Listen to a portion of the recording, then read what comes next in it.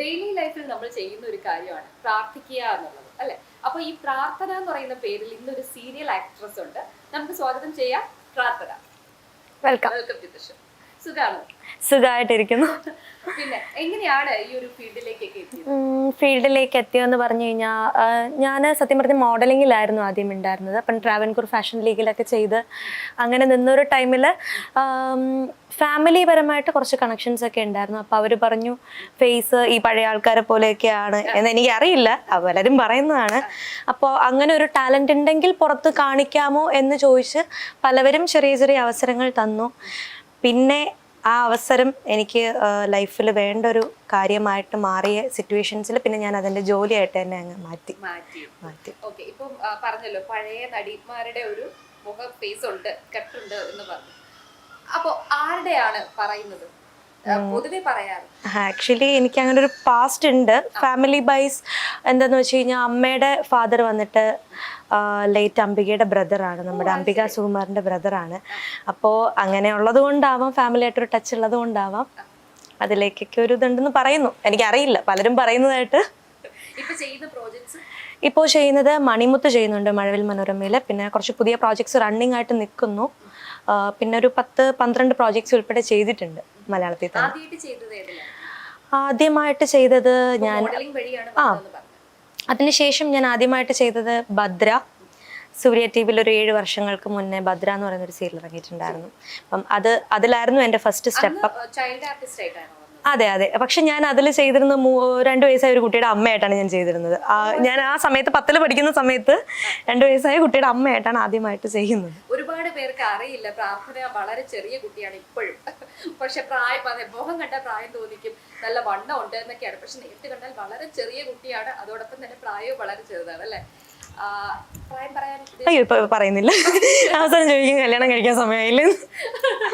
Okay, അപ്പൊ ആ ഒരു ഫീൽഡിൽ നിന്ന് ഇപ്പൊ നിൽക്കുന്നത് മണിമുത്തിലാണ്. ഇപ്പൊ നിൽക്കുന്ന മണിമുത്തിലാണ്. മഴവിലെ ഒരു 3 പ്രോജക്ട്സ് ഞാൻ അവരുടെ തന്നെ ചെയ്തു. ആദ്യമായിട്ട് ഞാൻ രാക്കുയിൽ അവരുടെ പ്രോജക്റ്റ് ഹീറോയുടെ സിസ്റ്റർ ആയിട്ടാണ് ചെയ്യുന്നത്. പിന്നെ സെക്കൻഡറി പ്രോജക്റ്റിൽ ഞാനൊരു എന്താ പറയുക ചെറിയൊരു ക്യാരക്ടറായിട്ട് വന്നതാണ്. പക്ഷെ ഞാൻ അതിൽ ലീഡിങ് ക്യാരക്ടറായിട്ട് മാറി, സെക്കൻഡ് ഹീറോയിനായിട്ട് മാറി എന്നുള്ളതാണ് ആ പ്രോജക്റ്റിൻ്റെ ഒരു ബെനിഫിറ്റ് എനിക്കുണ്ടായിരുന്നത്. പിന്നെ വന്നത് ഈ പ്രോജക്റ്റാണ്, മണിമുത്ത് എന്ന് പറയുന്ന പ്രോജക്റ്റാണ്. ഡയറക്ടേഴ്സിൽ എൻ്റെ അടുത്ത് ഇന്നലെ സംസാരിച്ചപ്പോൾ പ്രാർത്ഥന എന്നോട് പറഞ്ഞു വളരെ സപ്പോർട്ടിംഗ് ആയിട്ടൊരു ഡയറക്ടേഴ്സ് ഉണ്ട് പ്രാർത്ഥനയ്ക്ക് പറയാനായി. സംഭവം അങ്ങനെ പറയാൻ കാരണം വേറൊന്നും കൊണ്ടല്ല, ഞാൻ ഒരാളുടെ പേരും പറയുന്നില്ല. പക്ഷെ എനിക്ക് ബിഹൈൻഡ് ദ സ്ക്രീനിൽ എനിക്കുണ്ടായ ഒരു സംഭവം എന്ന് പറയുന്നത്, ഞാൻ ആദ്യമായിട്ടൊരു വില്ലത്തിയായിട്ട് മാറുന്നത് മീനാക്ഷി കല്യാണം എന്ന് പറയുന്ന പ്രോജക്റ്റാണ്. അപ്പോൾ ആ പ്രോജക്റ്റിനെ സംബന്ധിച്ച് അതിൽ വർക്ക് ചെയ്യുന്ന ഒരു ഡയറക്ടർ വഴി എനിക്ക് ബാഡായിട്ടൊരു ഇൻസിഡൻറ്റ് ഉണ്ടായി. ഇൻസിഡൻറ്റ് എന്ന് പറഞ്ഞു കഴിഞ്ഞ് കഴിഞ്ഞാൽ എന്നെ ഭയങ്കരമായിട്ടും അപമാനിക്കുകയും എനിക്ക് ചെയ്യാൻ പറ്റില്ല എന്ന് പറഞ്ഞിട്ട് എന്നെ അങ്ങ് അടിച്ചു താഴ്ത്തുകയും എല്ലാം ചെയ്ത് ഞാൻ സ്ക്രീനിൻ്റെ ഫ്രണ്ടിൽ നിന്ന് കരഞ്ഞ ഒരു സിറ്റുവേഷൻ വരെ വന്നിട്ടുണ്ട്. അപ്പോൾ അതിൽ നിന്ന് എനിക്ക് മനസ്സിലായി എല്ലാവരും ഒരുപോലെ അല്ല എന്നുള്ളത്. അപ്പം ഞാൻ വർക്ക് ചെയ്തിരുന്ന കുറച്ച് കംഫർട്ടായിട്ടുള്ള എനിക്ക് കുറച്ച് ഡയറക്ടേഴ്സ് ഉണ്ട്. ഇപ്പം ഞാനിപ്പോൾ ഈ ചെയ്യുന്ന പ്രോജക്റ്റ് TS അജി സാറിൻ്റെ പ്രോജക്റ്റാണ്. പുള്ളി എന്ന് പറഞ്ഞു കഴിഞ്ഞാൽ ഞാനൊരു മകളെ പോലെയാണ്, പുള്ളി നല്ല ഫ്രണ്ട്ലിയാണ്. അപ്പം നമുക്ക് വർക്ക് ചെയ്യാൻ കുറച്ചുകൂടെ കംഫർട്ടായിരിക്കും. കാരണം നമുക്ക് നമ്മുടെ ഔട്ട്പുട്ട് പുറത്ത് കൊണ്ടുവരണമെന്നുണ്ടെങ്കിൽ നമ്മുടെ ഫ്രണ്ടിലിരിക്കുന്ന ആൾ നമ്മളുമായിട്ട് കമ്പനി ആയിരിക്കണം. ഇപ്പം ചേച്ചിയുടെ മുഖത്ത് നോക്കിയിട്ട് എനിക്ക് ചിരിച്ച് സംസാരിക്കാൻ പറ്റുന്നുണ്ട്, കാരണം ചേച്ചി അത്രയും ചിരിച്ച് എൻ്റെ ഫ്രണ്ടിൽ ഇരിക്കുന്നത് കൊണ്ടാണ്. അപ്പോൾ അതുപോലെ തന്നെ SS ലാൽ സർ എന്നെ ഒരുപാട് എന്താ പറയുക പ്രോത്സാഹിപ്പിച്ചിട്ടുള്ള ഒരാളാണ്. നിനക്ക് പറ്റും പറ്റും പറ്റും എന്നാണ് സാർ പറഞ്ഞിട്ടുള്ളത്, അല്ല ചെയ്യാൻ പറ്റില്ല എന്നല്ല. അപ്പം അങ്ങനെ കുറച്ച് കംഫർട്ടായിട്ടുള്ള ആൾക്കാരുടെ ഡയറക്ടേഴ്സൊക്കെ ഉണ്ട്. യെസ്, ഉറപ്പായിട്ടും. ഇപ്പം ആ ഒരു ഇത് ആലോചിക്കുമ്പോൾ ആ ഒരു സിറ്റുവേഷൻ ഞാൻ അന്ന് നിന്ന് കരഞ്ഞു എന്ന് ആലോചിക്കുമ്പോൾ ഇപ്പം എന്ത് തോന്നുന്നു? അയ്യോ ഇപ്പം ഞാൻ ഭയങ്കര പ്രൗഡാണ്. കാരണം അന്ന് എനിക്ക് ആ സ്ക്രീനിൻ്റെ മുമ്പിൽ നിന്ന് കരയാൻ പറ്റിയത് കൊണ്ട് ഇന്ന് ഞാൻ ആ സീരിയലിൽ തന്നെ ഞാൻ എന്താ പറയുക ഗൂഗിളിൽ അറിയപ്പെടുന്ന ആക്ട്രസ് എന്നുള്ളൊരു സ്ഥാനം ഗൂഗിളിൽ പ്രാർത്ഥന ആക്ട്രസ് നടിച്ചു കഴിഞ്ഞാൽ ഇപ്പോൾ വരുന്നുണ്ട്. അപ്പോൾ ആ സീരിയലിൽ നിന്നാണ് ഞാൻ എല്ലാം ഉണ്ടാക്കിയത്. അപ്പോൾ അതിൽ നിന്ന് ഞാൻ അപമാനം കിട്ടിയതിലും എനിക്ക് വളരെ സന്തോഷമുണ്ട്. കാരണം എവിടെ എന്നെ അപമാനിച്ചോ അവിടെ ഞാൻ ആ സിഗ്നേച്ചർ എഴുതി ചേർത്തു. അതിൻ്റെ ഒരു സന്തോഷമുണ്ട്. ഇപ്പം റീൽസ് ഒക്കെ ഒത്തിരി ചെയ്യുന്നുണ്ട്, അതോടൊപ്പം തന്നെ സൈബർ ബുള്ളിങ് ഒരുപാട് അനുഭവിക്കുന്നുണ്ട്. പറയാതിരിക്കാൻ വയ്യ ചേച്ചി. അതിനെപ്പറ്റി ചോദിക്കുകയാണെങ്കിൽ നമ്മൾ മനസ്സാ വാചാ കർമ്മ അറിയാത്ത കാര്യങ്ങളാണ് കമൻസ് വരുന്നത്. സത്യം പറഞ്ഞ ഈ കമന്റ് ഇടുന്നവന്മാരെ കൈ കിട്ടിയിരുന്നെങ്കിൽ എന്നുള്ളൊരു എല്ലാം ഫേക്ക് അക്കൗണ്ട്സിലായിരിക്കും. കൂടുതലും വരുന്നത് ഫേക്ക് അക്കൗണ്ട്. കാരണം നേരിട്ട് വന്ന് പറയാൻ ആർക്കും ധൈര്യമില്ല. പിന്നെ നമുക്കത് കണ്ടുപിടിക്കാൻ പറ്റാത്ത കാര്യങ്ങളൊന്നും അല്ല. ഒരു പെണ്ണ് കൊണ്ടുപോയിട്ട് ഇതുപോലെയാണ് സൈബർ ബുള്ളിംഗ് എന്ന് പറഞ്ഞ് കേസ് കൊടുത്തു കഴിഞ്ഞ് കഴിഞ്ഞാൽ അത് വരാനുള്ളതേ ഉള്ളൂ. ഇപ്പം ഞാൻ കൂടെ ബ്ലോഗ് അല്ലെങ്കിൽ വീഡിയോ ചെയ്യുന്ന ഒരു വ്യക്തി തന്നെ അതിനെതിരെ ഒരു സംഭവം ചെയ്തിട്ടുമുണ്ട്. അതെങ്ങാണ്ട് 3 lakh 5 lakh അടുപ്പിച്ച് കയറിയ വീഡിയോ ആണ്, 1 million അടിക്കാൻ പോകുന്ന വീഡിയോ ആണ്. അപ്പം നമ്മളെങ്ങനെയാണ് പ്രാർത്ഥനയ്ക്ക് വേണ്ടിയിട്ടായിരുന്നോ പുള്ളി അത് ചെയ്തത്? പ്രാർത്ഥനയ്ക്ക് വേണ്ടിയിട്ടില്ല. പുള്ളി അതിനകത്ത് എടുത്ത് പറഞ്ഞിട്ടുണ്ട്, എൻ്റെ കൂടെ ചെയ്യുന്ന സ്ത്രീകളെ എന്ന് പുള്ളി അത് പറഞ്ഞിട്ടുണ്ട്. അപ്പോൾ എന്നെ മാത്രമല്ലല്ലോ, എന്നെ മാത്രം എന്ന് പറഞ്ഞു കഴിഞ്ഞാൽ പിന്നെ അത് വേറെ ബന്ധമുണ്ടെന്നായി പോയതിനർത്ഥം. അതുകൊണ്ട് കൂടെ ചെയ്യുന്ന എല്ലാ സ്ത്രീകളും, ഇപ്പം മോളുടെ കൂടെ ആയാൽ പോലും പുള്ളി ഫോട്ടോസ് എല്ലാം ഇടാറുണ്ട്. അപ്പോൾ അതിനൊക്കെ നെഗറ്റീവ് കമൻസ് ഒക്കെ വരുമ്പോൾ പുള്ളി അറ്റ് ലാസ്റ്റ് പുള്ളിയുടെ ലാസ്റ്റ് പ്രയോഗം പോലെ പുള്ളി അതങ്ങ് ചെയ്തതാണ്. പക്ഷെ അതോടെ ഒരുപാട് പേരങ്ങ് ഒതുങ്ങി. പിന്നെ ഈ കമൻസ് ഇടുന്നവർക്ക് എന്ത് കിട്ടുന്നു എന്ന് എനിക്കറിയില്ല. അവരുടെ വീട്ടിലും ഇല്ല. ഇപ്പം നമുക്ക് എന്ത് ചെയ്യാൻ പറ്റുന്നോ അത് നമ്മൾ പുറത്ത് കാണിക്കും. ചേച്ചി നമ്മൾ ഇത്രയും കാലം ജീവിച്ചു, അപ്പം ഇത്രയും കാലം ജീവിച്ചപ്പോൾ നമ്മൾ ജീവിച്ചിരുന്നു എന്നുള്ളതിന് എന്തെങ്കിലും ഒരു സിഗ്നേച്ചർ ഉണ്ടാക്കിയിട്ട് പോകുന്നതാണ് സത്യം പറഞ്ഞാൽ നല്ലത്. അപ്പം അതുകൊണ്ട് ഞങ്ങൾ ഞങ്ങളുടേതായ ഇഷ്ടമുള്ള കണ്ടൻസ് ചെയ്യുന്നു. അപ്പം ഞങ്ങൾക്ക് ഇഷ്ടമുള്ള കാര്യങ്ങൾ ഞങ്ങൾ ചെയ്യുന്നു. ഞങ്ങളുടെ ഇഷ്ടമല്ലാത്തവർ കാണണ്ട, സ്ക്രോൾ ചെയ്ത് പോവുക. അപ്പം അതങ്ങ് ചെയ്താൽ പോരെ. വെറുതെ എന്തിനാണ് മറ്റുള്ളവരുടെ മാനസികാവസ്ഥ എടുത്തിട്ട് ചൂഷണം ചെയ്ത് ഇങ്ങനെ വീഡിയോസ്? അവർക്ക് എന്ത് സമാധാനമാണ് കിട്ടുന്നത്? ഇപ്പം പറഞ്ഞു നമ്മുടെ പുള്ളി എന്ന് പറഞ്ഞു മുകേഷ് ഏട്ടനെ കുറിച്ചാണ് പറഞ്ഞുകൊണ്ടിരുന്നത്. അപ്പൊ മുകേഷ് ഏട്ടന്റെ കൂടെ ഒരുപാട് വീഡിയോസ് ചെയ്യുന്നുണ്ട്. മുകേഷ് ഏട്ടന്റെ കൂടെ ചെയ്യുന്ന കുറെ മോഡൽസ് ഉണ്ട്. അപ്പം അവരൊക്കെ കുറച്ച് ഹോട്ട് സീൻസ് ആയിട്ടാണ് പോകുന്നത്. പ്രാർത്ഥന അത്രയും വന്നിട്ടില്ല. എന്നാലും ഇടയ്ക്ക് എന്നോട് ഫോൺ ചെയ്തപ്പോ പറഞ്ഞു, ഞാൻ കുറച്ച് കയറാൻ വേണ്ടിട്ട് കുറച്ച് വയറൊക്കെ കാണിക്കാറുണ്ട് എന്നൊക്കെ. ഞാനൊരു കാര്യം പറയട്ടെ, നമ്മളെ ഈ പെമ്പിള്ളാരെ ഈ ഡ്രസ്സ് ധരിക്കാൻ കുറയ്ക്കുന്ന അവസ്ഥ ഉണ്ടാക്കിയ നാട്ടുകാർ തന്നെയാണ്. അത് ചേച്ചിക്ക് ഇല്ല എന്ന് ചേച്ചിക്ക് പറയാൻ പറ്റും. കാരണം നമ്മളൊരു റീൽസിൽ കയറി നോക്കുമ്പോഴത്തേക്കും മാന്യമായിട്ട് വസ്ത്രം ധരിച്ച ഒരു പെമ്പിള്ളാർക്കും നമ്മൾ ലൈക്ക് കിട്ടിയതായിട്ട് കണ്ടിട്ടില്ല. പൊതുവെ എല്ലാവർക്കും ഈ വയറ് കാണിക്കുമ്പോഴും അവിടെ കാണിക്കുമ്പോഴും ഇവിടെ കാണിക്കുമ്പോഴാണ് ലൈക്ക് കിട്ടുന്നത്. അപ്പം പോസിറ്റീവായിട്ട് എല്ലാ പിള്ളേരും എന്ത് ചിന്തിക്കും, ഓ അങ്ങനെ കാണിച്ചു കഴിഞ്ഞാൽ കിട്ടും, അങ്ങനെയല്ല എല്ലാവരും. അപ്പം ഈ ജനറേഷനെ മാറ്റിയെടുക്കുന്നത് ഈ നാട്ടുകാർ തന്നെയാണ്. പിന്നെ ഞാൻ അത്ര ഓവറായിട്ട് എക്സ്പോസ് ചെയ്യില്ല. പിന്നെ ഞാൻ ഇച്ചിരി അവിടെ ഇവിടെയൊക്കെ കാണിക്കും. പിന്നെ ഞാൻ എല്ലാവരും കാണിക്കുമല്ലോ, പിന്നെ എനിക്കെന്തോ കാണിച്ചു ഞാനും അതുകൊണ്ട് കുറച്ചൊക്കെ കാണിച്ചു. അവർ തെറ്റൊന്നാണെന്ന് തോന്നുന്നില്ല. ഇപ്പം സീരിയൽ രംഗത്ത് ഒരിക്കലും മറക്കാൻ പറ്റാത്ത ഒരു അനുഭവം പറഞ്ഞു. ഫാമിലി ലൈഫിൽ എന്താണ് മറക്കാൻ പറ്റാത്തത്? അല്ലാത്ത ചെയ്തായി പോയിട്ടത്.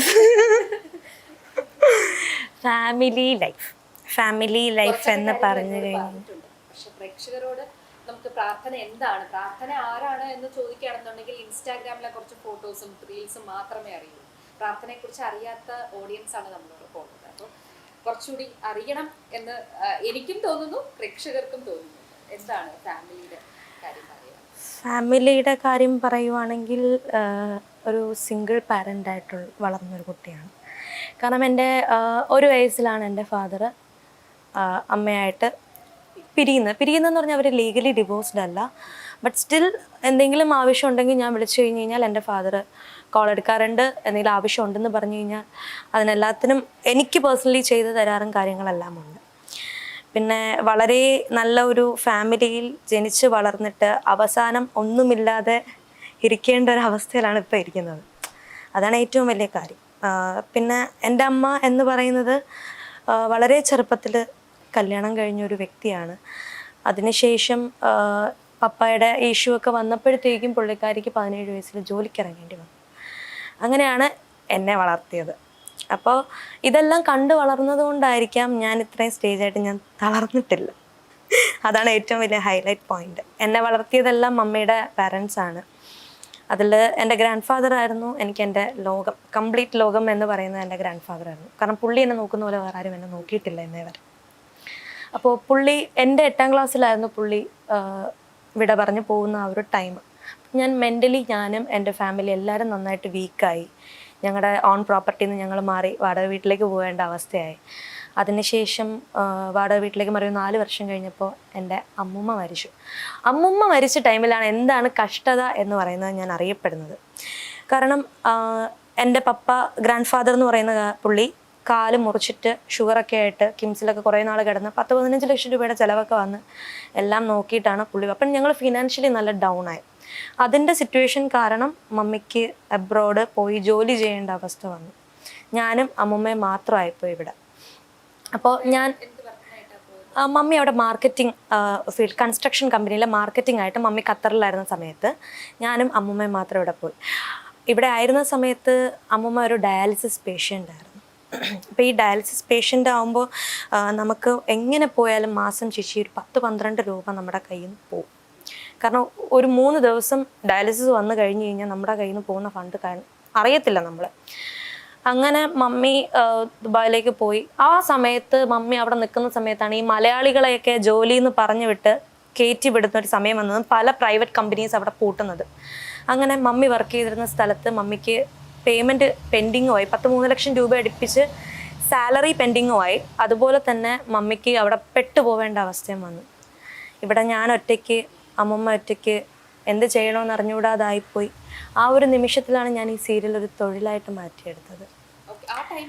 ആ ടൈമിലാണ് വരുന്നത്. കാരണം അപ്പോഴത്തെ എൻ്റെ സ്ട്രഗിൾ എന്ന് പറഞ്ഞു കഴിഞ്ഞാൽ, ഞാൻ ഒരു ദിവസം അഭിനയിച്ച്, അന്ന് എൻ്റെ പേയ്മെൻറ്റ് 2000 രൂപയായിരുന്നു. അപ്പോൾ ഈ ഒരു ദിവസം ഞാൻ അഭിനയിച്ചിട്ട് കിട്ടുന്ന ആ ക്യാഷും കൊണ്ടാണ് എൻ്റെ അമ്മേനെ ഞാൻ ഒരു ഡയാലിസിസ് പേഷ്യൻറ്റ് ഞാൻ സ്കൂട്ടിയിലിരുത്തിയിട്ട് കൊണ്ടുപോകുന്നത്. ആ ടൈമിലാണ് അവിടെ ചിലപ്പോൾ എത്തിക്കഴിഞ്ഞ് കഴിഞ്ഞാൽ പല സർജറികളും അന്നത്തെ ദിവസം നടന്നത്. ഇനി കറക്റ്റ് എവിഡൻസോടെയാണ് എല്ലാം പറയുന്നത്. SUT ഹോസ്പിറ്റലിലാണ് അമ്മ ട്രീറ്റ്മെൻറ്റ് ചെയ്തിരുന്നത്. അവിടെയുള്ള എല്ലാവർക്കും എന്നെ അറിയാം. വർക്ക് ചെയ്യുന്ന ഡോക്ടേഴ്സിനായാലും എല്ലാവർക്കും ഞാൻ അവിടെ കിടന്ന് ഓടുന്ന ഓട്ടം കാണുമ്പോൾ എല്ലാവർക്കും മനസ്സിലാവും.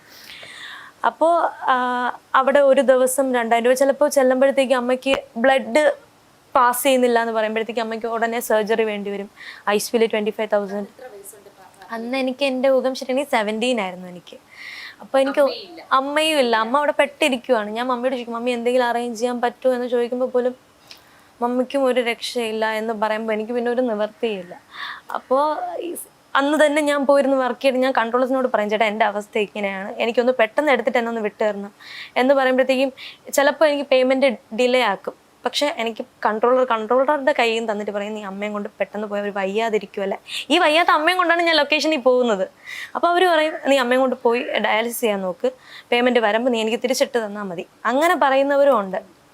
അതാണ് ഞാൻ ആ സ്റ്റേജിൽ നിൽക്കുമ്പോൾ എനിക്ക് അവിടെ നിന്ന് കിട്ടിയിട്ടുള്ള നല്ലതും എല്ലാമായ കാര്യം. അപ്പോൾ അങ്ങനെ വളർന്ന് അവസാനം മമ്മി എന്താണെന്നറിയില്ല, പെട്ടെന്ന് മമ്മിക്ക് ട്രിവാൻഡ്രത്ത് വരേണ്ട ആവശ്യം വന്നു. മമ്മി ഇങ്ങനെ എത്തിയപ്പോഴത്തേക്കും അമ്മൂമ്മയും മരിച്ചു. മമ്മി വന്ന് ഒരാഴ്ച കഴിഞ്ഞപ്പോൾ അമ്മൂമ്മ മരിച്ചു. എന്തോ അവരെ കണ്ടിട്ട് മരിക്കണം എന്നുള്ളൊരു ഇതായതുപോലെ അമ്മൂമ്മയും മരിച്ചു. അപ്പം അങ്ങനെ ഒരുപാട് സ്ട്രഗിളിലൂടെയും ലൈഫിൽ ഒരുപാട് എന്ത് നല്ലത് ചെയ്താലും സത്യം പറഞ്ഞു കഴിഞ്ഞാൽ നമ്മൾ എവിടെ ആത്മാർത്ഥത കാണിക്കുന്നു അവിടെ നമുക്ക് അവഗണന കിട്ടിയിരിക്കും എന്നുള്ളൊരു കാര്യം പഠിച്ചത് ഞാൻ എൻ്റെ ലൈഫിലൊരു വലിയ പാഠമായിട്ട് ഞാൻ എടുത്തിരിക്കുന്ന ഒരു കാര്യമാണ്. എവിടെ ആത്മാർത്ഥത കാണിച്ചാലും അവിടെ ഓൺ ദ സ്പോട്ടിൽ എനിക്ക് പുറകെ കത്തി കയറിയിരിക്കും. ചതിക്കപ്പെട്ടിട്ടുണ്ടോ എന്ന് ചോദിച്ചു കഴിഞ്ഞ് കഴിഞ്ഞാൽ ഫ്രണ്ട്ഷിപ്പിലാണ് ചേച്ചി ഞാൻ ഒരുപാട് ചതിക്കപ്പെട്ടിട്ടുള്ളത്. കാരണം എനിക്ക് ഫാമിലി ആയിട്ട് വലിയ കണക്ഷൻ ഇല്ല. അപ്പം എനിക്ക് എപ്പോഴും കൂടെ ഉണ്ടായിരുന്നത് എൻ്റെ ഫ്രണ്ട്സാണ്. അപ്പോൾ എനിക്ക് ഒരുപാട് ഫ്രണ്ട് സർക്കിളുണ്ട്.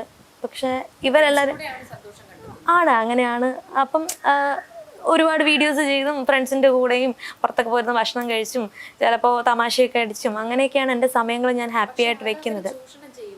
ഉറപ്പായും ഇപ്പോൾ സീരിയൽ ഇൻഡസ്ട്രിയിലായാലും ഞാൻ എൻ്റെ അടുത്തിരുന്ന് എന്നെയും കെട്ടിപ്പിടിച്ച് ഉറങ്ങി കിടന്ന ചേച്ചിമാരല്ലെങ്കിൽ എല്ലാവരും നാളെ പോയിട്ട് മാറി നിന്നിട്ട് അവളങ്ങനെയാണ് അവളിങ്ങനെയാണ് ഞാൻ അറിയുന്ന കാര്യം പോലും അല്ല.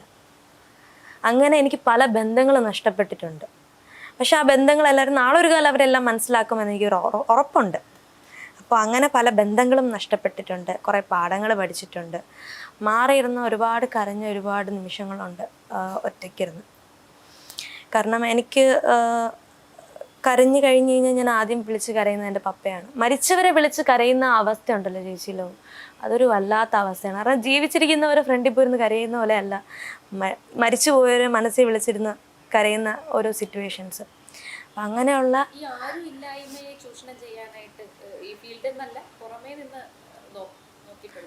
അയ്യോ ഉറപ്പായും അങ്ങനെ ഒരുപാട് സിറ്റുവേഷൻസ് വന്നിട്ടുണ്ട്.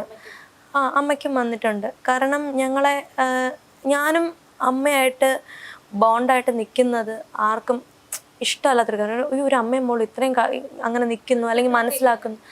ബന്ധുക്കാർ കുറച്ച് പേരൊക്കെ ഉണ്ട്, കൂടെയുള്ളവരുണ്ട്. കുറച്ച് പേരായിട്ട് അങ്ങനെ കമ്പനിയൊന്നുമില്ല. ഞാൻ എൻ്റെ മമ്മി എന്ന് പറയുന്നൊരു ലോകമാണ് ഞങ്ങളുടെ ലോകം. എനിക്ക് എന്തെങ്കിലും വിഷമം ഉണ്ടെങ്കിൽ, എനിക്ക് ദേഷ്യം ഉണ്ടെങ്കിൽ എല്ലാം ഞാൻ എൻ്റെ മമ്മിയുടെ അടുത്ത് പോയി തീർക്കും. അപ്പോഴത്തേക്കും മമ്മിക്ക് അറിയാം അവള് വയലൻ്റ് ആണ്, ഒന്നും പറയണ്ട. മമ്മി പേടിച്ച് മാറിയിരിക്കും. കുറേ കഴിയുമ്പോഴത്തേക്കും മമ്മി പൊന്നോ എന്ത് എന്ന് പറയുമ്പോഴത്തേക്കും കൂളാവും. അതാണ് അവസ്ഥ. ഇപ്പൊ ഒന്ന് കണ്ണു നിറഞ്ഞെങ്കിലും പെട്ടെന്ന് ചിരിപ്പിച്ച് എന്നെയും ചിരിപ്പിച്ച് വന്നു എന്നുള്ളതാണ് പ്രാർത്ഥനയുടെ ആ ഒരു ഗുഡ് ക്വാളിറ്റിയാണ് നമുക്ക് അവിടെ കാണുന്നത്. അതിലാണ് ചേച്ചി ഞാൻ സന്തോഷം കണ്ടെത്തുന്നത്. അതെനിക്ക് ദൈവം തന്നൊരു വലിയ ക്വാളിറ്റിയാണ്. ഞാൻ ഇപ്പം സീരിയലിലായാലും എനിക്ക് ഫാമിലി പ്രോബ്ലംസിന് ഞാൻ മാറിയിരുന്ന് കരയുന്നൊരു ടൈമുണ്ട്. ടേക്ക് റെഡി എന്ന് പറയുമ്പോൾ അവിടെ വന്ന് നിൽക്കുന്ന പ്രാർത്ഥന എൻറ്റയർലി ഡിഫറെൻ്റ് ആണ്. അതെല്ലാവരും പറയാറുണ്ട്. ചിലപ്പോൾ ഈ യൂണിറ്റിലൊക്കെ നീന്ന് ചേട്ടന്മാർ ഇവളല്ലേ ഇപ്പോൾ മാറിയിരുന്ന് കരഞ്ഞത്, ഇവളെന്ന് ഇങ്ങനെ നിൽക്കണത്. ഞാൻ പറയും എന്ത് ചേട്ടാ ടെർമ പിടി എന്ന് പറഞ്ഞ് ഞാൻ അങ്ങ് കൂളായിട്ട് നിൽക്കും. അതാണ് എൻ്റെ ഒരു അവസ്ഥ. ഈ ഫീൽഡിൽ അറിയാവോ എല്ലാവർക്കും ഇങ്ങനെ ഒരു അവസ്ഥയിൽ നിന്നാണ് പ്രാർത്ഥന വരുന്നതെന്നോ അങ്ങനെ അറിയാം? ഉറപ്പായിട്ടും കുറച്ച് പേർക്കൊക്കെ അറിയാം.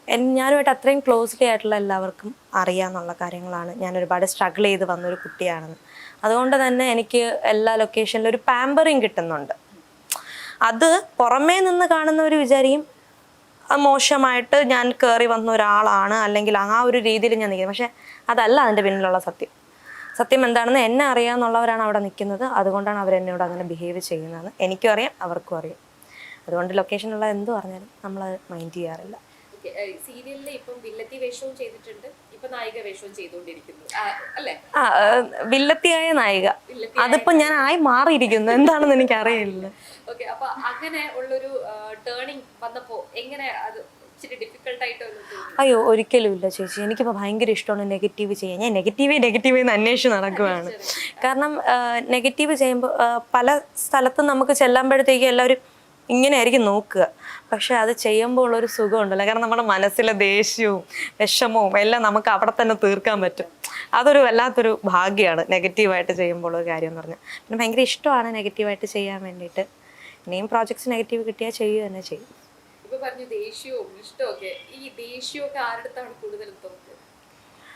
എൻ്റെ പൊന്നോ ഒന്നും പറയണ്ട. ഇപ്പം മുകേഷ് ഏട്ടൻ, ഞാൻ പറഞ്ഞില്ലേ മുകേഷ് ഏട്ടന് ഞാൻ ഒരുപാട് അറ്റാച്ച്ഡ് ആണ്. കാരണം മുകേഷ് ഏട്ടൻ എന്ന് പറയുന്നത് എനിക്കൊരു ഫ്രണ്ട് ഉണ്ടായിരുന്നു. അവന് 29 വയസ്സായപ്പോൾ അവൻ മരിച്ചുപോയി. ലാൽമോഹൻ എന്ന് പറയും. അവനായിട്ട് ഞാൻ ഭയങ്കര അറ്റാച്ചാണ്. പക്ഷെ അവനുമായിട്ട് ഞാൻ എന്നും വഴക്കാണ്. എന്നും വഴക്കെന്ന് പറഞ്ഞു കഴിഞ്ഞാൽ എൻ്റെ അമ്മയെ കേൾക്കുന്നവരൊക്കെ വിചാരിക്കും അന്താരാഷ്ട്ര വഴക്ക്. പക്ഷെ എനിക്കൊരു പ്രോബ്ലം ഉണ്ടെന്ന് അറിഞ്ഞു കഴിഞ്ഞാൽ അവൻ ആ സ്പോട്ടിൽ അവിടെ ഓടിത്തിരിക്കും. അവൻ മരിച്ച സമയത്ത് ഞാൻ ഭയങ്കരമായിട്ട് മൂടിയായിരുന്നു. ഒരു 3 മാസം അടുപ്പിച്ച് ഭക്ഷണം കഴിക്കുന്നില്ല, പുറത്തിറങ്ങുന്നില്ല, വർക്ക് ചെയ്യുന്നില്ല, അങ്ങനെയൊക്കെയുള്ള തീരുമാനമൊക്കെ എടുത്തിരുന്നപ്പോഴാണ് ഒരു ഗോഡ്സ് ഗിഫ്റ്റ് എന്നൊക്കെ പറയുന്നത് പോലെ എനിക്ക് മുകേഷ് ഏട്ടനെ ലൈഫിലേക്ക് കിട്ടിയത്. അത് ഞാൻ എൻ്റെ ഒരു പോസ്റ്റിൽ തന്നെ ഇട്ടിട്ടുണ്ട്, ഗിഫ്റ്റഡ് ബൈ ദ ഗോഡ് എന്നും പറഞ്ഞു. അപ്പോൾ പുള്ളി എൻ്റെ ലൈഫിലേക്ക് അങ്ങനെയാണ് വരുന്നത്. എനിക്ക് ഫാദർ ഇല്ലാത്തത് കൊണ്ടാവാം എനിക്ക് ആ ഒരു കെയറിങ് അവിടെ നിന്ന് കിട്ടുന്നു. ഇപ്പം എനിക്കറിയില്ല എല്ലാവരോടും മുകേഷ് ഏട്ടൻ എങ്ങനെയാണെന്ന് എനിക്കറിയില്ല. പക്ഷേ എനിക്കറിയാമെന്നുള്ള കുറച്ച് കാര്യങ്ങളിൽ he is genuine and he is A jump for me. അത് ഞാൻ എല്ലായിടത്തും തുറന്ന് പറയും. അത് തെറ്റിദ്ധരിക്കപ്പെടും. അത് ഞങ്ങൾക്ക് അറിയേണ്ട ആവശ്യമില്ലല്ലോ. ഞങ്ങൾ എന്താണെന്ന് ഞങ്ങൾക്കേ അറിയത്തുള്ളൂ. കാരണം മുകേഷ് നായർ എന്ന് പറയുന്ന വ്യക്തി പലരും പറയുന്നത് മറ്റേ വെള്ളം അടിച്ച് പെണ്ണും പിടിച്ച് നടക്കുന്ന ഒരുത്തനാണെന്നാണ് പലരും പറയുന്നത്. പക്ഷേ ഒരു പെണ്ണായ ഞാൻ കൂടെ മിക്ക സമയങ്ങളിൽ ഉണ്ടാവുന്ന ഒരാളാണ് ഞാൻ പറയുകയാണ് മുകേഷ് നായർ എന്ന് പറയുന്ന വ്യക്തി എന്താണ് നിങ്ങൾ ധരിച്ചു വെച്ചിരിക്കുന്നത് വളരെ തെറ്റാണ്. പിന്നെ അത് ഞങ്ങളത് ചെയ്യാത്ത പറഞ്ഞുകൊണ്ട് അത് ചെയ്തു കഴിഞ്ഞാൽ നാട്ടുകാർ അതിനെ നെഗറ്റീവേ പറയുള്ളൂ. അവൾ എന്തുകൊണ്ട് അവനെ സപ്പോർട്ട് ചെയ്യുന്നു പ്രാർത്ഥന ഇപ്പൊ ഇത് പോസിറ്റീവായിട്ട് പറഞ്ഞെങ്കിൽ അവന്റെ കൂടെ നടക്കുന്നത് കൊണ്ടാവാം ഇവള് ഈ പോസിറ്റീവ് പറയുന്നത് എന്ന് പറയുന്ന. എന്നാൽ ഞാനൊരു ജെന്യൂൻ ആയിട്ടൊരു കാര്യം പറയട്ടെ. ഇന്ന് ഞാനിവിടെ ഇരിക്കുമ്പോഴും ഞാനും ഏട്ടനും തമ്മിൽ വഴക്കാണ്. എന്നിട്ട് പോലും ഞാൻ പുള്ളിയെ പറ്റി ഇങ്ങനെ പറയണം എന്നുണ്ടെങ്കിൽ പുള്ളി എൻ്റെ മനസ്സിൽ നേടിയ സ്ഥാനം എന്തായിരിക്കും ചേച്ചി? ആ വ്യക്തി എന്ന് പറയുന്നത് നമ്മുടെ ഇവിടെയാണ് ഇരിക്കുന്നത്. അപ്പം ആ വ്യക്തിയായിട്ട് നമ്മൾ വഴക്കുണ്ടാക്കുന്നതോ ബഹളം ഉണ്ടാക്കും. ഞാനും മുകേഷിനും വഴക്കുണ്ടാക്കി കഴിഞ്ഞാൽ നിങ്ങൾ ആരും ഇവിടെ ഇരിക്കത്തില്ല, അമ്മാതിരി ബഹളമാണ്. പക്ഷെ അത് കഴിഞ്ഞിട്ട് അടുത്ത സെക്കൻഡിൽ ഞങ്ങളൊരു ഇരിപ്പുണ്ട്, പറയട്ടാ എന്നും പറഞ്ഞുകൊണ്ടിരിപ്പുണ്ട്. ഇത് കാണുമ്പോൾ പുറമേ നിൽക്കുന്നവരവരെ ഞെട്ടാറാണ് സാധ്യത. എല്ലാവരും വിചാരിക്കും ഇവർ തമ്മിൽ വഴക്കാണ്. ഓക്കെ, അതിൻ്റെ ഇടയിൽ നമുക്ക് ഇച്ചിരി പഞ്ചാരയൊക്കെ അടിച്ചുള്ളൂ. നടക്കത്തില്ല അത്. കാരണം ഇപ്പം ഞാനിവിടെ നിന്ന് അന്താരാഷ്ട്ര വഴക്ക് നടക്കുന്ന സമയമാണ്. ഇപ്പം ഇവിടെ ഞാൻ വിളിച്ചാൽ എവിടെയായിട്ടാ എന്ത് മക്കളെ പറ എന്നല്ലാതെ പുള്ളി ഒരു വാക്ക് പറയില്ല. അപ്പം he's A jump for me. എനിക്ക് നല്ലൊരു ഫ്രണ്ടാണ്, എൻ്റെ ബെസ്റ്റ് ഫ്രണ്ടാണ്. എനിക്ക് ഒരുപാട് കെയറിങ്ങും കാര്യങ്ങളും എന്നെ സപ്പോർട്ട് ചെയ്യുകയും എല്ലാം ചെയ്യുന്നൊരു വ്യക്തിയാണ്. ഇപ്പം ഫാമിലി ആയിട്ട് വരെ അറിയാമെന്നുള്ളത് കൊണ്ട് എന്നെ സപ്പോർട്ട് ചെയ്യുന്നൊരു വ്യക്തിയാണ്. എൻ്റെ ഒരു പാർട്ടാണ്. കാരണം ഞാൻ കൂടെ നടക്കുന്നതുകൊണ്ട് നമ്മൾ എപ്പോഴും അങ്ങനെയാണ് കൊണ്ട് നടക്കുന്നത്. ഞാൻ പിന്നെ വേറൊരു 5 പേരെ കുറിച്ച് ചോദിക്കാം. മുകേഷ് ഏട്ടനെ കുറിച്ച് പറഞ്ഞു കഴിഞ്ഞു. സൂര്യ എങ്ങനെ? സൂര്യ എൻ്റെ സിസ്റ്റർ അല്ല, പക്ഷെ എനിക്ക് എൻ്റെ സിസ്റ്ററിനെ പോലെയാണ്. ഞങ്ങൾ ഒരുമിച്ചുണ്ടാവുന്ന ടൈമിലൊക്കെ എനിക്കൊരു സിസ്റ്റർ ഇല്ലാത്തതിൻ്റെ ഫീൽ കംപ്ലീറ്റ്ലി എനിക്ക് കിട്ടുന്നത് പുള്ളിക്കാരിയുടെ നിന്നാണ്. അതൊരു പാവമാണ് സീരിയസ്ലി. അതുപോലെ തന്നെ ഇൻസ്റ്റാഗ്രാമിൽ ഞാൻ കണ്ടത് ഫസ്റ്റ് പിൻ ചെയ്തിരിക്കുന്ന ഫോട്ടോ മധുസാറുമായിട്ടുള്ളത്. എന്താണ് ആ ഒരു? അപ്പോൾ അത് വന്നിട്ട് എൻ്റെ ഗ്രാൻഡ് ഫാദറിൻ്റെ ബെസ്റ്റ് ഫ്രണ്ടാണ്. ഞാൻ പഠിച്ചതൊക്കെ സരസ്വതിയിലാണ്. സരസ്വതി വിദ്യാലയം മധുസാറിൻ്റെ സ്കൂളായിരുന്നു ആ ടൈമിൽ. അപ്പം പഠിച്ചതും എല്ലാം അവിടെ ആയിരുന്നുണ്ട്. പുള്ളി പണ്ട് ഞങ്ങളുടെ വീട്ടിലൊക്കെ വരാറുണ്ട്. എൻ്റെ അമ്മൂമ്മ വയ്ക്കുന്ന ഫുഡൊക്കെ ഭയങ്കര ഇഷ്ടമാണ്. ഞാൻ ഈ ഇടയ്ക്ക് പോയി കണ്ടപ്പോഴും ഞാൻ ഇതുപോലെ പറഞ്ഞു, ഞാൻ രാധാകൃഷ്ണൻ്റെ ചെറുമോളാണ് എന്ന് പറഞ്ഞപ്പോൾ ഇത്രയും പ്രായമായിട്ടും ആ മനുഷ്യൻ അത് കറക്റ്റ് ഓർത്ത് വയ്ക്കുന്നത്. പുള്ളി ഇങ്ങോട്ട് പറയുകയാണ്, ഞാൻ നിൻ്റെ വീട്ടിൽ വന്ന് മരിച്ചിട്ടൊക്കെ കഴിച്ചൊരു ഓർമ്മയൊക്കെ എനിക്കുണ്ട്, ഫുഡൊക്കെ എനിക്ക് ഭയങ്കര ഇഷ്ടമാണ് എന്നൊക്കെ പറഞ്ഞൊരു അപ്പം ഞാൻ അതിലങ്ങ് അതിശയിച്ചു പോയി. കാരണം ഞാൻ എൻ്റെ ഫാമിലി വെച്ചിട്ട് മാർക്കറ്റ് ചെയ്ത് ഇത് ചെയ്യുന്ന ഒരാളല്ല. പലവർക്കും അറിയാം ഇൻഡസ്ട്രിയിലുള്ള. അപ്പം അവിടെ വെച്ച് അവർ പറയുമ്പോൾ പോലും സുകുമാരിയുടെ കൊച്ചുമോളാണ് അല്ലെങ്കിൽ അംബികയുടെ കൊച്ചുമോളാണ് എന്ന് പറയുമ്പോൾ ഞാൻ പറയും, ഒന്നും മിണ്ടാതിരിച്ചേട്ടാ, ഇങ്ങനെ പറയല്ലേ, നീ ഉള്ള കാര്യമില്ല, നാട്ടുകാർ അറിയട്ടെ. ഞാൻ പറഞ്ഞു അതിൻ്റെ പേരിൽ എനിക്ക് എടുക്കേണ്ട ആവശ്യമില്ല. ഞാനായിട്ടൊരു ഇതാർക്കും അറിയില്ല അങ്ങനെ ഒരു കാര്യമുണ്ടെന്ന്. പലർക്കും അറിയില്ല. ഞങ്ങളത് പുറത്ത് വിട്ടിട്ടില്ല. ഞാനൊരു ഫോട്ടോയോ ഒന്നും ഇട്ടിട്ടില്ല. ഇപ്പോ ജിഷൻ ചേട്ടനുമായിട്ടാണ് ചെയ്യുന്നത് മണിമുത്തില്. യെസ്. കല്യാണം കഴിച്ചോ? ആരി? കല്യാണം കഴിഞ്ഞോ മണിമുത്തില്?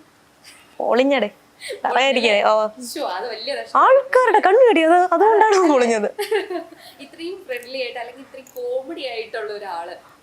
ജിഷൻ ചേട്ടൻ വർക്ക് ചെയ്യാൻ എൻ്റെ അമ്മേ ഒരു രക്ഷയില്ല.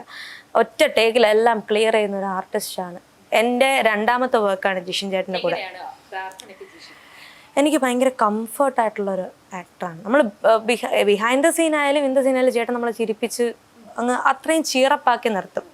അപ്പം എനിക്ക് തോന്നുന്നു പുള്ളിക്കും എന്നെ പോലെ എന്തെങ്കിലുമൊക്കെ വിഷമമുള്ള ക്യാരക്ടർ ആയതുകൊണ്ടായിരിക്കാം പുള്ളി അങ്ങനെ നിൽക്കുന്നതെന്ന് ഞാൻ പ്രതീക്ഷിക്കുന്നു. എനിക്ക് ഏറ്റവും കംഫർട്ടായിട്ടുള്ളൊരു ആളാണ്. മേ ബി അങ്ങനെയൊക്കെ ആയിരിക്കുന്നത് കൊണ്ടായിരിക്കും. പലവർക്കും പല ജീവിത സാഹചര്യമല്ലേ. ചിലപ്പം ഒരുപാട് വിഷമമുള്ളവരാണ് എപ്പോഴും ചിരിച്ച് കളിച്ച് നടക്കുക എന്ന് നമ്മളെല്ലാവരും പറഞ്ഞു കേട്ടിട്ടുണ്ട്. അപ്പം അതുപോലെ ഒരുപാട് വിഷമമുള്ള ഒരാളായിരിക്കാം ജോക്കർ എന്ന് പറയുന്ന വ്യക്തി. 24 മണിക്കൂറും ചിരിച്ചുകൊണ്ട് കിടക്കുന്ന അയാൾ കരയുന്നതും ചിരിക്കുന്നതും ഒരുപോലെയാണ്. അപ്പം അതുപോലെ ആയിരിക്കാം.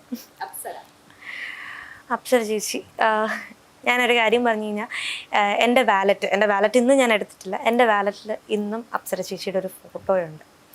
കാരണം ഒരു ചെറിയ പാസ്പോർട്ട് സൈസ് ഫോട്ടോ ഞാൻ വെച്ചിട്ടുണ്ട്. അത് എൻ്റെ ലൊക്കേഷനിലൊക്കെ എല്ലാവർക്കും അറിയാം. കാരണം ഈ സീനിലത്തേക്കൊക്കെ പൗച്ച് എടുക്കുമ്പോൾ എല്ലാവരും നോക്കും, എന്തൊരു അപ്സര ചേച്ചിയുടെ ഫോട്ടോ. ഞാൻ പറയാം, അത് അതിനകത്ത് വെക്കടാ, അത് അതിനകത്ത് ഇരിക്കേണ്ട സാധനമാണ് എന്ന് പറഞ്ഞിട്ട് ഞാൻ ആ വാലറ്റിൽ എപ്പോഴും വെച്ചിട്ടുണ്ട്. പുള്ളിക്കാരിയാണ് എൻ്റെ ലൈഫിൽ സീരിയലിലൊരു ടേണിങ് അപ്പ് ഉണ്ടാക്കുന്നത്. പുള്ളിക്കാരിയാണ്. കാരണം പുള്ളിക്കാരിയാണ് മീനാക്ഷി കല്യാണം എന്ന് പറയുന്ന പ്രോജക്റ്റിലെ റൈറ്റർ. പുള്ളിക്കാരിയാണ് എന്നെ സപ്പോർട്ട് ചെയ്തത്. അപ്പോൾ ഒരു ലേഡിയുടെ പ്രോജക്റ്റിലാണ് ഞാൻ ആദ്യമായിട്ട് വരുന്നത്. അതുകൊണ്ട് എനിക്ക് അതിൽ വലിയ നെഗറ്റിവിറ്റി ഇല്ല. ആര് പറഞ്ഞാലും എനിക്കൊരു നെഗറ്റിവിറ്റി ഇല്ല. പുള്ളിക്കാരിയാണ് എന്നെ സപ്പോർട്ട് ചെയ്തത്. പുള്ളിക്കാരിയാണ് എന്നെ അഭിനയിക്കാനായാലും ഓരോ കാര്യങ്ങളും. ഞാൻ പറഞ്ഞില്ല, ആ ഒരു ഡയറക്ടറിൻ്റെ ഇഷ്യൂവിൽ ഞാനിരുന്ന് കരഞ്ഞപ്പോൾ പോലും എന്നെ ചേർത്ത് പിടിച്ച് നിനക്ക് ഞാനുണ്ട്, നിനക്ക് ചെയ്യാൻ പറ്റും, നീ തന്നെ ചെയ്താൽ മതി എന്ന് പറഞ്ഞത് അപ്സര ചേച്ചിയാണ്. ഈ ഒരു 6 പേര് എന്നും അല്ലേ മനസ്സിൽ ഇങ്ങനെ കൊണ്ടു നടക്കുക. അപ്പം ഇപ്പോ ഫാമിലിയുടെ കാര്യം പറഞ്ഞു, ഇപ്പൊ സീരിയലിന്റെ കാര്യം പറഞ്ഞു. ഇനി സിനിമയിലേക്ക് കടക്കുകയാണെന്നുണ്ടെങ്കിൽ അല്ലെങ്കിൽ തന്നെ നമ്മളിപ്പോ സിനിമയൊക്കെ കാണുമല്ലോ, കുറെ ക്യാരക്ടേഴ്സ്, ഈ ക്യാരക്ടർ എനിക്ക് കിട്ടിയിരുന്നെങ്കിൽ അല്ലെങ്കിൽ ഈ ക്യാരക്ടർ ഞാൻ ചെയ്തിരുന്നെങ്കിൽ കുറച്ചുകൂടെ നന്നായാണ് എന്നൊക്കെ. ഇപ്പൊ സീരിയലിൽ ഓൾറെഡി നമുക്ക് കിട്ടും, അതുപോലെ തന്നെ ഇപ്പൊ ചെയ്തുകൊണ്ടിരിക്കുന്നുണ്ട്. സിനിമയിൽ ചോദിക്കുകയാണെന്നുണ്ടെങ്കിൽ ആക്ച്വലി സിനിമ എന്ന് പറയുന്ന ഒരു സംഭവത്തിലേക്ക് എന്നെ വിളിച്ചിട്ടുണ്ട്. ഞാൻ ആദ്യമായിട്ട് അഭിനയിക്കാൻ വേണ്ടിയിട്ട് എന്നെ വിളിച്ചിട്ട് പോകുന്ന ലൊക്കേഷൻ ആരെങ്കിലും കേട്ട് കഴിഞ്ഞാൽ ചിരിച്ചും മരിക്കും. ലൂസിഫറാണ്. ലൂസിഫറിൽ അപ്പം എല്ലാവരും എന്നോട് ചോദിക്കും, എന്തുവാട്ടെ മറ്റേ പാർട്ടിക്കാരുടെ സീനിൽ ഏറ്റവും ബാക്കി നിൽക്കാനാണെന്നൊക്കെ. പക്ഷെ അങ്ങനെയല്ല, രാജേഷ് ഏട്ടൻ വിളിച്ചിട്ടാണ് ഞാൻ അവിടെ പോകുന്നത്. അതിലെനിക്ക് ടോവിനോടെ പി ആയിട്ടുള്ള ഒരു ക്യാരക്ടറിനാണ് ഞാൻ പോകുന്നത്. പക്ഷെ അന്ന് അവർ പ്രതീക്ഷിച്ച വണ്ണോ ഹൈറ്റും കാര്യങ്ങളൊന്നും ഇല്ലാത്തതുകൊണ്ട് ഞാൻ തിരിച്ചു വന്നൊരു വ്യക്തിയാണ്. അപ്പോൾ എല്ലാവരും എന്നെ കളിയാക്കും. ഒരുപാട് പേര് 2500 പേരൊക്കെ നിൽക്കുന്ന ഒരു സീനുണ്ടല്ലോ, അതിൻ്റെ ഏറ്റവും ബാക്കിൽ നിൽക്കാനാണോ. അതുകൊണ്ട് ഞാൻ പുറത്ത് പറഞ്ഞിട്ടില്ല ഈ രഹസ്യം. ഇപ്പം അത് പരസ്യം നാറ്റിക്കരുത് കേട്ടോ. ഞാൻ ചോദിച്ചത് ഏതെങ്കിലും ഒരു ക്യാരക്ടർ മാത്രം മനസ്സിലുണ്ടോ? മനസ്സിൽ അല്ല ചേച്ചി, നല്ല പ്രോജക്ട്സ് ആണെങ്കിൽ ഇപ്പം എനിക്ക് സിനിമയൊക്കെ ആണെങ്കിൽ അങ്ങനെ വലിയ കൊമ്പത്തെ സാധനങ്ങളൊന്നുമില്ല. ജസ്റ്റ് ഒരു എന്താ പറയുക, ഫ്രണ്ടായിട്ടുള്ളൊരു ക്യാരക്ടർ ആയാലും നല്ലൊരു ക്യാരക്ടറാണെങ്കിൽ ഞാനത് ചെയ്യാൻ ഓക്കെയാണ്. എൻ്റെ ഇപ്പോഴത്തെ ഒരു സാഹചര്യത്തിൽ എനിക്ക് അതിനോടൊരു വെറുപ്പില്ല. പണ്ടാണെങ്കിൽ ഞാൻ സീരിയൽ മാത്രമെന്ന് പറയുമായിരുന്നു. ഇപ്പോൾ പറയാൻ പറ്റില്ല നമ്മൾ എവിടെയാണ് എങ്ങനെയാണ് പോകുന്നത് എന്നൊന്നും പറയാൻ പറ്റത്തില്ല. നമ്മുടെ ഫ്ലൈയിങ് എവിടെയാണ് ഇരിക്കുന്നത് നമുക്കല്ല അറിയുന്നത്, ദൈവത്തിനാണ്. അപ്പോൾ അതുകൊണ്ട് ഞാനൊരു ദൈവഭക്തയാണ്. അപ്പം ഞാൻ വിധിയിലും ഇതിലെല്ലാം വിശ്വസിക്കുന്ന ഒരു കൂട്ടത്തിലുള്ള ഒരു ആളാണ്. അപ്പം ഞാൻ ഇന്ന് ഇവിടെ ഇരിക്കേണ്ടതായാലും അതിലൊരു പാർട്ടാണ്. ഞാനൊരു മഹാദേവ ഭക്തയാണ്, ഞാനൊരു ശിവഭക്തയാണ്. എനിക്ക് എന്ത് വന്നാലും ഞാൻ പെട്ടെന്ന് ഓർക്കുന്നതും, എനിക്ക് ദേഷ്യം വന്നു കഴിഞ്ഞാൽ ഞാനൊരു നോട്ട്ബുക്ക് എടുത്ത് വെച്ചിട്ട് ഓം നമഃ ശിവായ ഓം നമഃ ശിവായ ഒരു 108 തവണയൊക്കെ എഴുതിക്കൊണ്ടിരിക്കും. അങ്ങനത്തേക്ക് ഒരു മെൻറ്റാലിറ്റി ഉള്ള ഒരാളാണ് ചിലപ്പോൾ. പിന്നെ ഒരു ദുർഗാദേവി ഭക്തയാണ്. ഇപ്പം അങ്ങനെയൊക്കെയുള്ള ഒരാളാണ്. ദൈവത്തിന്റെ എല്ലാ അനുഗ്രഹങ്ങളും. ഇപ്പം ഈ ഫീൽഡിലേക്ക് വരാൻ ആഗ്രഹിക്കുന്ന പെൺകുട്ടികളോട് എന്താണ് പ്രാർത്ഥനയ്ക്ക് പറയാനുള്ളത്? അതായത് ഒരുപാട് ഫാമിലി എക്സ്പീരിയൻസ് ഒത്തിരി ഉണ്ട്, സീരിയലിൽ തന്നെ കുറച്ച് എക്സ്പീരിയൻസ്ഡ് ആണ് ഓൾറെഡി. എൻ്റെ പൊന്നു മക്കളെ, ഗട്ട്സ് ഉണ്ടെങ്കിലേ നിൽക്കാൻ പറ്റൂ. അതാണ് ഒരു ഒറ്റ കാര്യം എനിക്ക് പറയാനുള്ളത്. ഇതിനകത്ത് വന്നു കഴിഞ്ഞാൽ പോസിറ്റീവും ഉണ്ടാവും നെഗറ്റീവും ഉണ്ടാവും. ഇത് രണ്ടും നിങ്ങൾക്ക് പിടിച്ചു നിൽക്കാൻ പറ്റുമെന്നുണ്ടെങ്കിൽ മാത്രമേ നിങ്ങൾ കയറാവൂ. അല്ലാതെ പുറമേ നിന്നിട്ട് ഒരാൾ നീ അങ്ങനെയാണ് എന്ന് പറഞ്ഞു കഴിഞ്ഞാൽ അവിടെ നിന്ന് കരയുന്ന സ്വഭാവം ആണെങ്കിൽ നീ നിൽക്കില്ല. പക്ഷെ അതേസമയം ഞാനിങ്ങനെ ആയിക്കോട്ടെ, ഞാൻ എന്താണെന്ന് എനിക്കറിയാം എന്നുള്ള ഒരൊറ്റ ചിന്തയിൽ നിൽക്കുന്നുണ്ടെങ്കിൽ അവർക്ക് നിൽക്കാൻ പറ്റും. അത്രേ എനിക്ക് അവരോട് പറയാനുള്ളൂ. പിന്നെ ഒരാളുടെ കഴിവ് അത് ഉള്ളിലുണ്ടെങ്കിൽ അത് പുറത്ത് അവരിറക്കുക തന്നെ ചെയ്യണം. അല്ലാതെ കഴിവും വെച്ച് വീട്ടിലിരുന്നിട്ട് ഒരു കാര്യമില്ല. പല നടിമാരായാലും നടന്മാരായാലും അവർക്ക് ഇപ്പം ഫഹദ് ഫാസിൽ ചെയ്യുന്ന ഓരോ ക്യാരക്ടേഴ്സും ഭയങ്കര ഡിഫറെൻ്റ് ആണല്ലേ? അതുപോലെ എല്ലാ ഓരോ ആക്ടേഴ്സും ചെയ്യുന്നത്. അപ്പോൾ അവരുടെ കഴിവാണത്. അപ്പോൾ അതുപോലെയുള്ള കഴിവുകൾ എല്ലാവരും പുറത്തിറക്കണം എന്നാണ് എനിക്ക് പറയാനുള്ളത്. കാസ്റ്റിംഗ് കൗച്ചിനെ കുറിച്ച്? കാസ്റ്റിംഗ് കൗച്ച് എനിക്ക് അങ്ങനെ ഒരു അനുഭവം വന്നിട്ടുണ്ടോ എന്ന് ചോദിച്ചു കഴിഞ്ഞാൽ ഗോഡ്സ് ഗ്രേസ് അധികം വന്നിട്ടില്ല. പക്ഷെ വന്നിട്ടുള്ളതിന് തക്കതായ മറുപടി കൊടുത്തിട്ടുമുണ്ട്. അപ്പം തന്നെ കൊടുത്തു. അതിൻ്റെ പേരിലായിരിക്കും ചിലപ്പോൾ എനിക്ക് ഇത്രയും നെഗറ്റിവിറ്റി ഉള്ളത്. കാരണം എല്ലാവരും വിചാരിക്കും വിളിച്ചു കഴിഞ്ഞ് കഴിഞ്ഞാൽ ഇപ്പം സെറ്റാവും എന്ന് വിചാരിച്ച് വിളിക്കുമ്പോഴത്തേക്കും വിളിച്ചു കഴിഞ്ഞതിന് ശേഷം എൻ്റെ ഒരു ചേഞ്ച് ഉണ്ട്. ആ ഒരു ചേഞ്ച് കൊണ്ടായിരിക്കാം ചിലപ്പോൾ എനിക്ക് ഇത്ര നെഗറ്റിവിറ്റി ഉള്ളത്. ഇൻഡസ്ട്രിയിൽ എനിക്ക് ഒരുപാട് ശത്രുക്കളുള്ളത് അതുകൊണ്ടായിരിക്കാം. കാസ്റ്റിംഗ് കൗച്ച് എനിക്ക് സീരിയൽ ഇൻഡസ്ട്രിയിൽ അങ്ങനെ തോന്നിയിട്ടില്ല.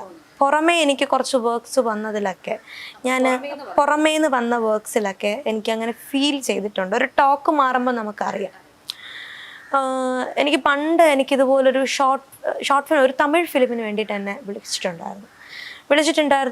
എന്നോട് ഒരു സ്ക്രീനിങ് വേണമെന്ന് പറഞ്ഞു. ഞങ്ങൾ പോവുക തന്നെ ചെയ്തു. പോയപ്പോഴത്തേക്കും സ്ക്രീനിങ് എന്ന് പറയുമ്പോൾ അറ്റ്ലീസ്റ്റ് ഒരു ക്യാമറാമാൻ എല്ലാവരും വേണം. ഇത് പുള്ളി മാത്രം സ്ക്രീനിങ്ങിന് ഇരുന്നുകൊണ്ട് എന്ത് സ്ക്രീനിങ് ആണെന്ന് എനിക്കറിയില്ല.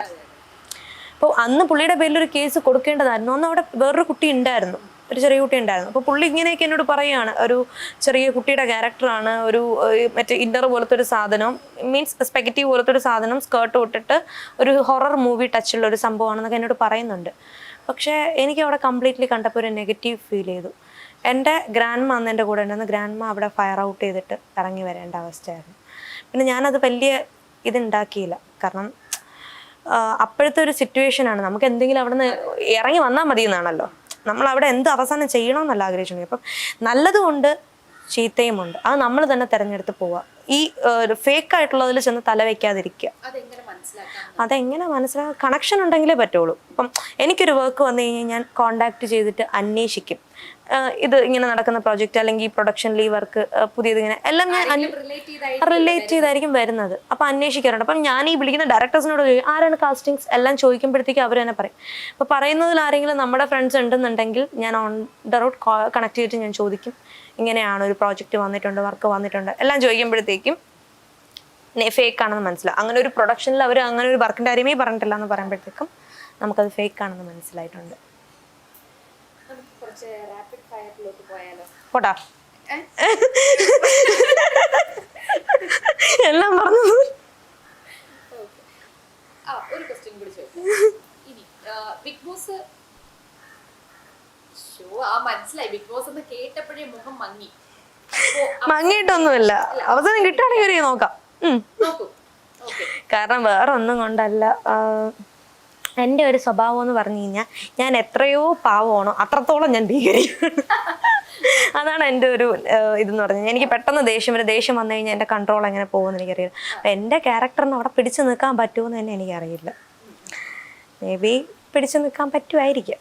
അപ്പം അതുകൊണ്ട് എനിക്ക് അതിനോട് നെഗറ്റീവും ഇല്ല പോസിറ്റീവായിട്ടും ഇല്ല. ഇറ്റ്സ് ഓക്കെ എന്നുള്ള ഒരു ടേമാണ് ഞാൻ. എൻ്റെ ഒരുപാട് ഫ്രണ്ട്സ് ബിഗ് ബോസിലുണ്ട്.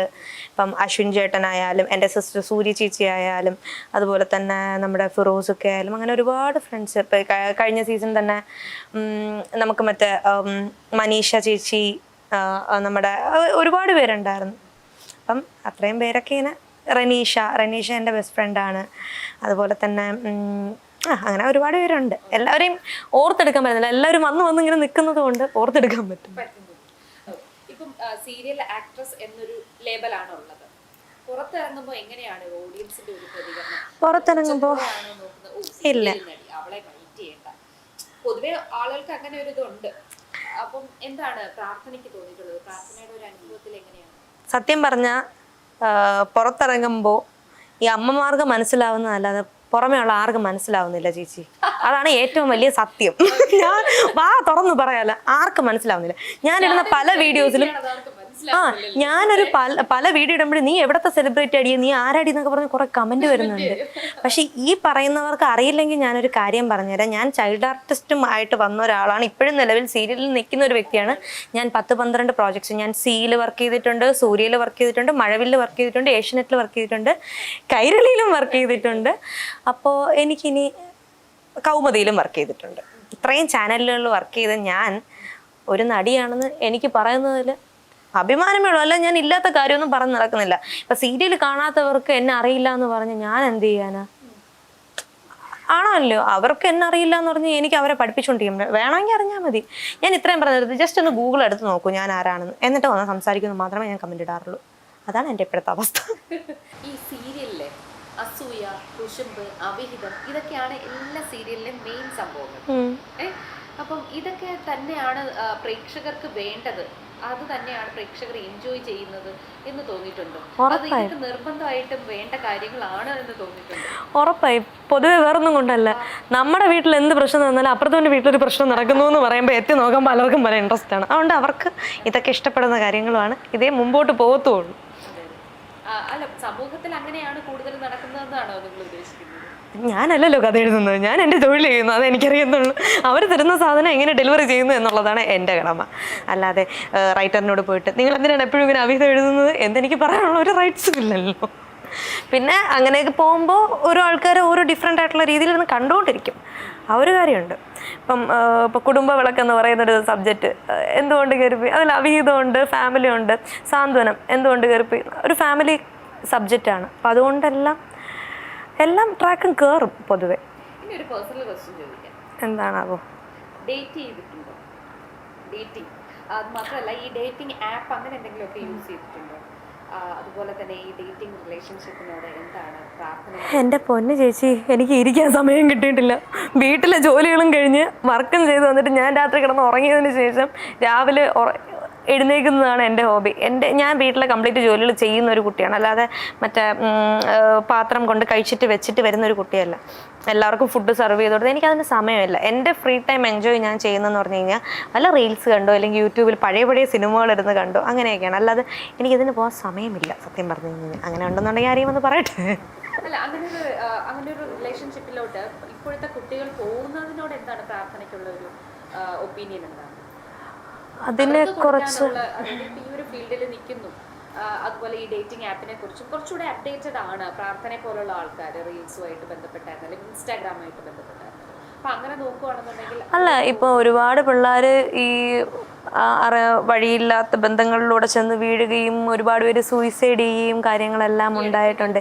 ഈ ഇടയ്ക്ക് തന്നെ ഒരു ബ്ലോഗർ എന്ന് പറയുന്ന ഒരു പെങ്കൊച്ച്, എനിക്ക് തോന്നുന്നു പ്യാറു അങ്ങനെ എന്തോ ആണെന്ന് തോന്നുന്നു, പുള്ളിക്കാർ തന്നെ ചെയ്യേണ്ട ആവശ്യമില്ല സത്യം പറഞ്ഞു കഴിഞ്ഞാൽ. നമ്മുടെ ഫാമിലി നമ്മളെ സപ്പോർട്ട് ചെയ്യും, അല്ലെങ്കിൽ നമുക്ക് എന്ത് പ്രോബ്ലം വന്നാലും നമ്മുടെ കൂടെ നിൽക്കാൻ ഒരാൾ ആ കുട്ടിക്ക് ഉണ്ടായിരുന്നു എന്നുണ്ടെങ്കിൽ ആ കുട്ടി അങ്ങനെ ചെയ്യില്ലായിരുന്നു എന്നാണ് എൻ്റെ ഒരു തോന്നൽ. കാരണം ആ കുട്ടിക്ക് പലതും ഹൈഡ് ചെയ്യേണ്ടി വന്നതുകൊണ്ട് പുറമേ പറയാൻ ധൈര്യം ഇല്ലാത്തതുകൊണ്ടായിരിക്കും ആ കൊച്ചങ്ങനെ ചെയ്തതെന്നാണ് ഞാൻ വിശ്വസിക്കുന്നത്. അപ്പോൾ എനിക്ക് എല്ലാവരോടും പറയാനുള്ള കാര്യം, നമുക്ക് പിള്ളേരെ ഒരിക്കലും അടച്ചിട്ട് വളർത്താൻ പറ്റില്ല. അവർ ലോകം എന്താണെന്ന് അറിഞ്ഞ് തന്നെ വളരണം എന്നാണ് എൻ്റെ ഒരു ഇത്. കാരണം നമ്മൾ ഒരാളെ അടച്ചിടും തോറുമാണ് അയാൾ അടിയിൽ കൂടെ വേല വയ്ക്കാനും ഇല്ലാത്ത കാര്യങ്ങൾ ചെയ്യാനും പഠിക്കുന്നത്. അപ്പോൾ എല്ലാ പാരൻസും പിള്ളേരെ അവർ നല്ലതും ചീത്തയും എന്താണെന്ന് അറിഞ്ഞ് വളരട്ടെ. അവരൊരു തെറ്റ് ചെയ്ത് കഴിഞ്ഞ് കഴിഞ്ഞാൽ സപ്പോർട്ട് ചെയ്യാൻ നമുക്ക് പറ്റുന്നതാണെങ്കിൽ നമ്മൾ ചെയ്യണം. അതുപോലെ തന്നെ ഈ പിള്ളേരോടും പറയാനുള്ള കാര്യം, നല്ലതും ചീത്തയും അവർ പഠിച്ച് അവർ തന്നെ നോക്കി മനസ്സിലാക്കിയിട്ട് ഒരിക്കലും ജീവിതം കളയാതിരിക്കുക. കാരണം ഇപ്പം എത്രയോ പേര് അറിയാതെ തന്നെ പല ബന്ധങ്ങളിലും വീണ് ഒരുപാട് പേരുടെ ജീവിതം തകർന്നിട്ടും അവരെല്ലാവരും മരിച്ചു കഴിഞ്ഞ് പിന്നെ നമുക്കെല്ലാം ചെറിയ ചെറിയ കാര്യത്തിന് മരിക്കാനേ സമയം കാണത്തുള്ളൂ ചേച്ചി. അതൊരു കാര്യമാണ്. അപ്പം നോക്കി ഇരുന്നാൽ ദുഃഖിക്കണ്ട എന്നാണ് എനിക്ക് അവരോട് പറയാനുള്ളത്. അവർ എൻജോയ് ചെയ്യട്ടെ, ലെറ്റ് ദം എൻജോയ്. പിന്നെ നമുക്ക് ആരെയും ജഡ്ജ് ചെയ്യാനുള്ള അവകാശമില്ല, അത് അവരുടെ ഇഷ്ടമാണ്. പക്ഷേ നിങ്ങൾ ഈ മരണം എന്ന് പറയുന്ന സാധനത്തിലോട്ട് പോകുന്നതിന് മുന്നേ ഒന്ന് തിരിഞ്ഞു നോക്കിക്കഴിഞ്ഞ് കഴിഞ്ഞാൽ ഒരാൾ ചിരിക്കാനുണ്ടെങ്കിൽ അതൊരു ഹാപ്പിനെസ്സാണ്. അന്ന് എന്തോരം ആൾക്കാർ എനിക്ക് തോന്നുന്നു ആ കൊച്ചിന് വേണ്ടിയിട്ട് കരഞ്ഞു, വീഡിയോ ചെയ്തു. ഇപ്പം കരിയറിന് വേണ്ടിയിട്ട് ചെയ്ത ഒരു ത്യാഗം എന്താണ്? സ്വന്തം കരിയറിന് വേണ്ടി കരിയറിന് വേണ്ടിയിട്ട് അങ്ങനെ ഒരു ത്യാഗം എന്ന് പറയാൻ വേണ്ടിയിട്ട് ഞാൻ എൻ്റെ മൈൻഡ് തന്നെയാണ് എനിക്ക് തോന്നുന്നു ഞാൻ ചെയ്ത ഏറ്റവും വലിയ ത്യാഗമെന്ന് തോന്നുന്നു. കാരണം ഞാൻ ഞാൻ പറഞ്ഞില്ല, കുറച്ച് മുന്നേ ഞാൻ പറഞ്ഞു, ഞാൻ പല സിറ്റുവേഷനിലും വീണ് കൊടുത്തിട്ടില്ല.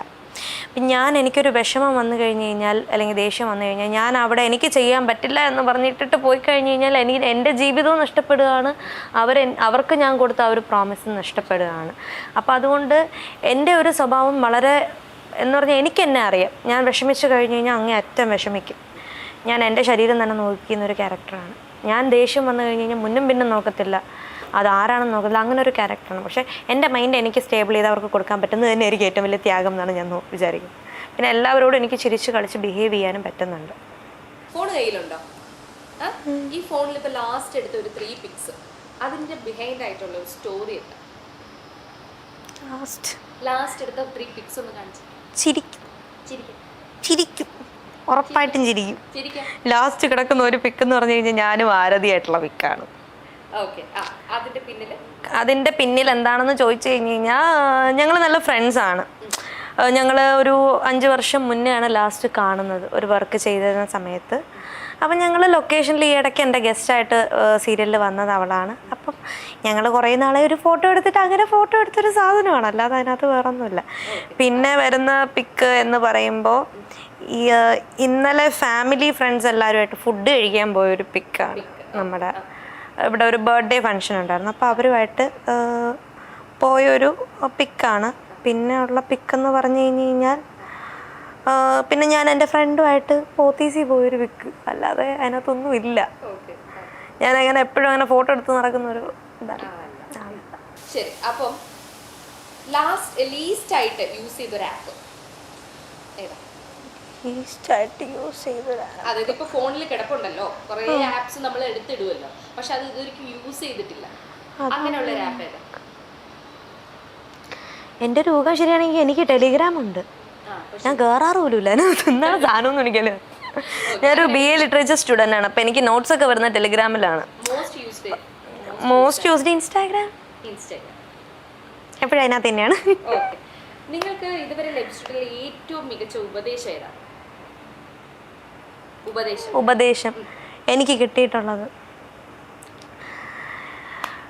ഒബ്വിയസ്ലി ആരോടും നല്ലതൊന്നും ചെയ്ത് കൊടുക്കരുതെന്നാണ് ഉള്ളതാണ് എനിക്ക് എപ്പോഴും എല്ലാവരോടും പറയുന്നത്. കാരണം എനിക്ക് എല്ലാവരും പറയുന്നതാണ്, അല്ല പൊതുവേ ആർക്കും നല്ലത് ചെയ്ത് കൊടുക്കരുത്. കാരണം ഞാൻ നല്ലത് ചെയ്ത് കൊടുത്തു കഴിഞ്ഞ് കഴിഞ്ഞാൽ എനിക്ക് കിട്ടുന്നത് അമ്മാതിരി പണിയാണ്. അതുകൊണ്ട് എല്ലാവരും എന്നോട് പറയും, ദൈവത്തെ ഓർത്ത് എൻ്റെ പൊന്നു മോളെ നീ ആർക്കും നല്ലത് ചെയ്ത് കൊടുക്കണം, നീ നിനക്ക് ചെയ്യാൻ പറ്റുന്നത് നീ ചെയ്യും. ഒരു സൂപ്പർ ഹീറോ ആവാൻ അവസരം കിട്ടാൽ ആരാവും? ഒരു സൂപ്പർ ഹീറോ ആവാനോ? ഒരു സൂപ്പർ ഹീറോ, അതായത് സൂപ്പർ പവേഴ്സ് ഉള്ള ഒരു ആള് ആയിട്ട് ആവുകയാണ്. എൻ്റെ ഈ കയ്യിലെ ടാറ്റു കണ്ടിട്ടാണോ നിങ്ങൾ ചോദിക്കുന്നത്? എന്നാൽ ഇത് സൂപ്പർമാനാണ്. ഇത് ആ മരിച്ചുപോയ ഫ്രണ്ടില്ലേ, അവനെല്ലാവരും സൂപ്പർമാൻ എന്നാണ് വിളിക്കുന്നത്. അതുകൊണ്ടാണ് ഞാൻ ഈ ടാറ്റു ചെയ്തിരിക്കുന്നത്. അപ്പോൾ ഒബ്വിയസ്ലി എനിക്ക് ഇഷ്ടമുള്ളൊരു ക്യാരക്ടറാണിത്. ഒരൊറ്റ ടാറ്റു ചെയ്തിട്ടുള്ളൂ. വേറെ എവിടെയൊക്കെ ടാറ്റു ചെയ്തിട്ടുണ്ടോ കാണിച്ചിരില്ല ഞാൻ. പോങ്ങോട്ട്. ഓക്കെ. ഒരു നിങ്ങളുടെ ജീവിതത്തിൽ നിന്ന് ഒരു നിമിഷം മായ്ക്കാൻ കഴിയുമെങ്കിൽ അതെന്തായിരുന്നു? ഒരു നിമിഷം മായ്ക്കാൻ കഴിയുമെങ്കിൽ ഒരു നിമിഷം മായ്ക്കാൻ കഴിയുമെങ്കിൽ അങ്ങനെ ഒരു സംഭവം ഞാൻ എൻ്റെ പാസ്റ്റുകളെല്ലാം അപ്പം മായ്ച്ച് കളഞ്ഞിട്ട് പ്രസൻറ്റിലോട്ട് വരുന്ന ഒരാളാണ്. അതുകൊണ്ട് അതിനെപ്പറ്റി ഓർത്താൽ എനിക്ക് മായ്ച്ച് കളയ്ക്കേണ്ട ആവശ്യമുള്ളൂ എന്നാണ് എനിക്ക് തോന്നുന്നത്. ഓക്കെ. നിങ്ങളെക്കുറിച്ച് ഏറ്റവും കൂടുതൽ തെറ്റിദ്ധരിക്കപ്പെട്ട ഒരു കാര്യം? ഒബ്വിയസ്ലി മുകേഷ് ഏട്ടൻ്റെ കേസിൽ എല്ലാവർക്കും ഒരു തെറ്റിദ്ധാരണയാണ്.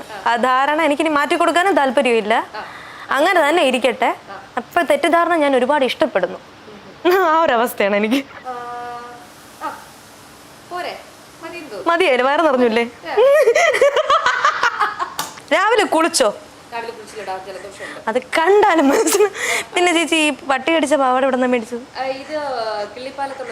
എന്താണ് ഇത്ര വലിയ ആങ്കറൊക്കെ ആയിട്ട് പൊളിട്ടിക്കലിന് വേണ്ടി? ഞാനൊരൊറ്റ ചോദ്യം, ശരി, ഞാനൊരു ചോദ്യം ചോദിച്ചോട്ടെ. ഒരുപാട് പേര് ഇൻ്റർവ്യൂ ചെയ്യുന്ന ഒരാളല്ലേ, അപ്പോൾ നിങ്ങൾ ഈ സ്ക്രീനിൻ്റെ മുമ്പിലിരിക്കുമ്പോൾ ഈ ഇൻ്റർവ്യൂ ചെയ്യുന്ന ആൾക്കാരൊക്കെ ബേസിക്കലി ഇമോഷണലി ഒക്കെ പറയുമ്പോൾ നിങ്ങൾക്ക് ആ ഇമോഷൻ വരുന്നുണ്ടോ? അത് റിയൽ ആണോ? എനിക്ക് എൻ്റെ പേഴ്സണൽ എക്സ്പീരിയൻസ് വെച്ച് എൻ്റെ പേഴ്സണൽ ഒരു അഭിപ്രായത്തിലാണെന്നുണ്ടെങ്കിൽ എനിക്കും ഇമോഷണലി ഫീൽ ചെയ്യാറുണ്ട്. കാരണം ഞാൻ ഒരു സിനിമ കണ്ടാലും അതിൽ ഇമോഷണൽ ഇതുണ്ടെങ്കിൽ കരയുന്ന ഒരാളാണ്. അപ്പം അങ്ങനെ നോക്കുകയാണെന്നുണ്ടെങ്കിൽ എനിക്ക് തോന്നാറുണ്ട്. എന്നോടൊരു ചോദ്യം ചോദിച്ചില്ലേ, ഡേറ്റിംഗ് ചെയ്യാറുണ്ടോന്ന്? ചേച്ചി ചെയ്യാറുണ്ടോ? ഇല്ല. I need the complete list before 11:30. ചെയ്യാറില്ല. കാരണം എനിക്ക് ഹസ്ബൻഡ് ഉണ്ട്, എനിക്കൊരു മോനുണ്ട്, പിന്നെ സമയം. ഹസ്ബൻഡോട് പറഞ്ഞ് ഡേറ്റിംഗ് ചെയ്യാൻ പാടില്ലല്ലോ. എത്ര പേര് ഹസ്ബൻഡ് ഉണ്ടായിട്ട് ഡേറ്റിംഗ് ചെയ്യുന്നവരുണ്ട്? ഡേറ്റിംഗ് ചെയ്യാറുണ്ടെന്നുള്ളത് അതൊരു അവസ്ഥയാണ് ചേച്ചി, അതൊരു കാരണം. അല്ല, വീട്ടിലൊരു പാൽപ്പായസം വെച്ചിട്ട് പുറത്ത് പോയി കരിമീൻ തിന്നേണ്ട ആവശ്യം എനിക്കില്ല. ഞാനും പൊതുവെ കേട്ടിട്ടുണ്ട്, എന്നും ചോറ് നിന്ന് വല്ലവരും ബിരിയാണി ആഗ്രഹിക്കപ്പെടാറുണ്ടെന്ന്. അല്ല, എന്റെ കാര്യമാണ് ഞാൻ പറഞ്ഞത്. എനിക്ക് അതിന്റെ ആവശ്യം വന്നിട്ടില്ല. അപ്പോൾ ഒരു നല്ലൊരു ഇന്റർവ്യൂ ആയിരുന്നു എനിക്ക് പ്രാർത്ഥനയായിട്ട്. കാരണം ഒരുപാട് കാര്യങ്ങൾ. ലാസ്റ്റ് 2 ചോദ്യം ചോദിച്ചപ്പോൾ അങ്ങനെ തോന്നിയോ? ലാസ്റ്റ് 2 ചോദ്യം ഞാൻ ചോദിച്ചപ്പോൾ അത് തോന്നി? ഇല്ല, തീർച്ചയായും എനിക്ക് അങ്ങനെ ഒന്നും തോന്നിയില്ല. നല്ലൊരു ഇന്റർവ്യൂ ആയിരുന്നു. ചോദിക്കേണ്ട ചോദ്യം തന്നെയാണ് ചോദിച്ചത്. ഒത്തിരി പേർക്ക് അറിയണം. കാരണം ആങ്കർമാരെ താഴ്ത്തിക്കെട്ടുന്ന ഒരു സമൂഹം ഇപ്പോൾ ഉണ്ട്. അവർ ചോദിക്കുന്ന ചോദ്യങ്ങൾ അങ്ങനെയാണ്. അത് ഒരു പക്ഷേ പിറകിൽ നിന്നുള്ള ഞാൻ അങ്ങനെ ചോദിക്കാൻ കാരണം ഞാൻ പറഞ്ഞിട്ടുണ്ട്, കേട്ടിട്ടുണ്ട് ഒരുപാട് പേര് ഇത് ചെയ്യാൻ നേരത്തും ഓപ്പോസിറ്റ് ആളിരുന്ന് വിഷമിക്കുന്നത് പോലെ ഇങ്ങനെ തലയൊക്കെ കാട്ടുന്നത്. അപ്പോൾ എല്ലാവരും ഇങ്ങനെ ചോദിക്കുന്ന ഒരു ചോദ്യമാണ്. അപ്പോൾ അവർക്കൊരു മറുപടി ആയിട്ടാണ് ഞാൻ ചേച്ചിയുടെ അടുത്ത് അത് ചോദിച്ചത്. എൻ്റെ പേഴ്സണൽ അഭിപ്രായം ആണ് ഞാൻ പറഞ്ഞത്. എനിക്കത് ഫീൽ ചെയ്യാറുണ്ട്. കാരണം ഞാൻ ഈ ഫീൽഡിൽ വന്നിട്ട് ഒരു 10-15 വർഷമായി. അപ്പം ഈ ഫീൽഡിലുള്ളവരെ കുറിച്ച് കുറച്ച് കൂടുതൽ അറിയാവുന്ന ആൾ എന്ന നിലയ്ക്ക് തന്നെ എനിക്ക് തോന്നിയിട്ടുള്ളത് അവരനുഭവിക്കുന്ന ബുദ്ധിമുട്ടുകൾ അങ്ങനെ ആയിരിക്കാം. എല്ലാവർക്കും എന്താ പറയുക, ഒരു നെഗറ്റീവ് സൈഡും ഒരു പോസിറ്റീവ് സൈഡും ഉണ്ട്. അത് എല്ലാവർക്കും ഉണ്ട് എന്നുള്ളതാണ് എനിക്ക് തോന്നിയിട്ടുള്ളത്. അപ്പം അങ്ങനെ വരുവാണെന്നുണ്ടെങ്കിൽ അവർക്കും ഇല്ലേ ഇമോഷൻസും കാര്യങ്ങളും. അല്ലാതെ ഈ ചിരിച്ച് കളിച്ച് വില്ലത്തിയായിട്ടും ആക്ട്രസ് ആയിട്ടും ഒക്കെ അഭിനയിക്കുന്നു എന്ന് വിചാരിച്ചിട്ട് അവർക്കൊരു ജീവിതമില്ല എന്നൊന്നും. എക്സാക്ട്. സോ ഒരു ആങ്കർ എന്നുള്ള രീതിയിൽ അവർക്ക് അല്ല ചേച്ചി, ഒരു യഥാർത്ഥ മനുഷ്യൻ എന്ന് പറയുന്നതും ഒരാളുടെ ഫീല് മനസ്സിലാക്കാൻ പറ്റുന്ന ഒരാൾ നടക്കുന്ന ആൾക്കാരാണ്. പൈസയാണ് എല്ലാവരുടെയും, അല്ലെ? എല്ലാവരും അതിനു വേണ്ടിയാണ് കഷ്ടപ്പെടുന്നത്. ഇപ്പൊ പ്രാർത്ഥനയായിരുന്നാലും നമ്മളായിരുന്നാലും ഇവിടെ നിൽക്കുന്ന ക്യാമറാമാൻ ആയിരുന്നാലും ഈ പൈസ ഒരു കണക്കിന് നല്ലതും ചെയ്യും, ഗുണവും ചെയ്യും, ദോഷവും ചെയ്യും. പൈസ ഒരാളെ മെന്റലി തന്നെ ഡിസ്പോസ് ചെയ്യുന്ന ഒരു അവസ്ഥ വരെ വരുന്നതാണ്. ഒരു ആങ്കർ എന്നുള്ള നിലയിൽ എല്ലാ ആങ്കേഴ്സിനെയും ഇപ്പോൾ മോശമായി പറയുന്ന ഒരു കൂട്ടം ഇതുപോലെ സൈബർ ബുള്ളിങ് ഒരുപാട് കിട്ടുന്നുണ്ട്, ആങ്കേഴ്സിന് കിട്ടുന്നുണ്ട്. അതുപോലെ തന്നെ ആക്ടേഴ്സിന് ഈ ഫീൽഡിൽ നിൽക്കുന്ന ഒത്തിരി പേർക്ക് സൈബർ ബുള്ളിങ് അവർക്ക് ഇതേ പറ്റുള്ളൂ. ഇൻസ്റ്റാഗ്രാം വഴി, ഫേസ്ബുക്ക് വഴി മാത്രമേ ഇവർക്ക് ഈ മറഞ്ഞിരുന്ന ഓരോരുത്തർക്കും എല്ലാം ചെയ്യാൻ പറ്റുള്ളൂ. അപ്പം അങ്ങനെ ഒരു സമൂഹത്തിൽ അല്ലാതെ ഒരാൾക്കും നിൽക്കുന്നു എന്നുള്ളതിന്റെ ഏറ്റവും വലിയ ഉദാഹരണങ്ങളാണ് ഞാനും നീയും. ഓക്കെ, അപ്പോൾ നല്ലൊരു ഇന്റർവ്യൂ അങ്ങനെ ആയിരിക്കണം ചേച്ചി, അങ്ങനെ ആയിരിക്കണം. ഒരാൾക്ക് നമ്മുടെ വീടിന്റെ ഫ്രണ്ടിൽ നിൽക്കുന്ന മരം വെട്ടിക്കളയാനുള്ള ധൈര്യം നമ്മൾ കൊടുക്കരുത്. അതില്ലാതായാൽ അത്ര. അതുകൊണ്ട് തന്നെ നല്ലൊരു ഇന്റർവ്യൂ ആയിരുന്നു. എനിക്ക് കൂടുതലും പ്രാർത്ഥനയെക്കുറിച്ച് കുറച്ച് കൂടുതൽ കാര്യങ്ങൾ അറിയാൻ പറ്റി. എനിക്ക് നേരത്തെ അറിയാം, എൻ്റെ ഒരു കുഞ്ഞനുജത്തിയാണ് പ്രാർത്ഥന. അതുകൊണ്ട് തന്നെ എനിക്ക് വളരെ കംഫോർട്ടായിരുന്നു. പിന്നെ പ്രാർത്ഥനയുടെ പേഴ്സണൽ എക്സ്പീരിയൻസും പേഴ്സണൽ കാര്യങ്ങളും എന്നോട് തുറന്നു പറയാൻ പ്രാർത്ഥന വളരെയധികം ധൈര്യം കാണിച്ചു. അതുകൊണ്ട് തന്നെ എനിക്ക് വളരെയധികം നന്ദിയുണ്ട്. പ്രാർത്ഥന ഒരു പക്ഷേ എന്നോട് അത്രയും കംഫോർട്ട് ആയതുകൊണ്ടായിരിക്കാം എന്ന് ഞാൻ വിശ്വസിക്കുന്നു. താങ്ക് യു ടു ചേച്ചി. Thank you so much. അപ്പോൾ പ്രാർത്ഥനയുടെ ഈ ഒരു ഇന്റർവ്യൂ എല്ലാ ഓഡിയൻസിനും ഇഷ്ടപ്പെട്ട് കാണും എന്ന് ഞാൻ വിചാരിക്കുന്നു. നന്ദി, നമസ്കാരം. Thank you so much.